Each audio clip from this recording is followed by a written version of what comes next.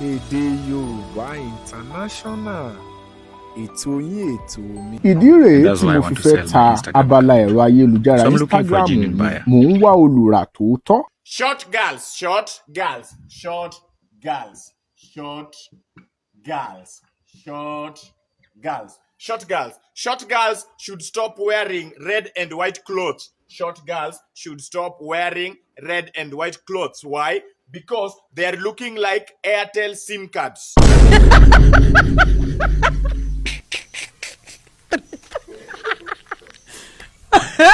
Gbogbo ẹ̀yin tí ẹ ń wo fọ́nrán yìí lọ́wọ́lọ́wọ́, ẹ ò ní ta ohun ìní yín jẹun. Àníyàn tí a mú wa ta ohun ìní wa kò ní dé bá ẹnìkankan wa.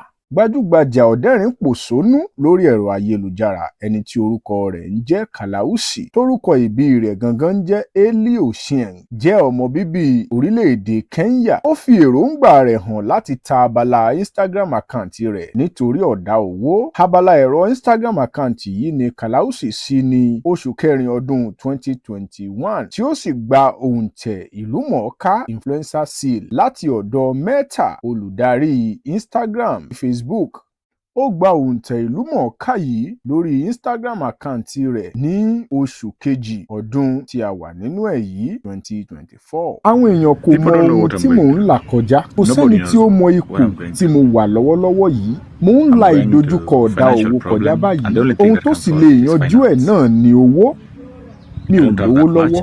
Ọ̀dá owó ń dá mi. Ẹ kò sojú múmu. Mò ń tiraka ni. Nǹkan lè sí lójoojúmọ́ fún mi sí ni. Ọ̀nà àbáyọ tí mo ní pé kí n ta ẹ̀rọ ayélujára ti Instagram mi. Tí o kò bá fẹ́ tẹ̀lé abala ẹ̀rọ Instagram account mi mọ́, o lè ṣe bẹ́ẹ̀.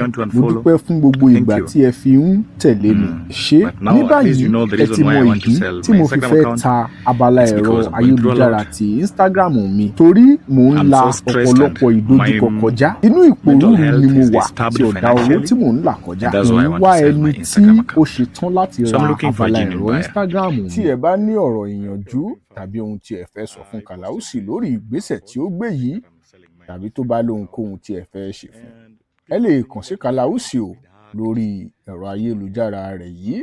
Ṣé ẹ má gbàgbé láti like, kẹ́ subscribe, kẹ́ dẹ̀ turn on notification bell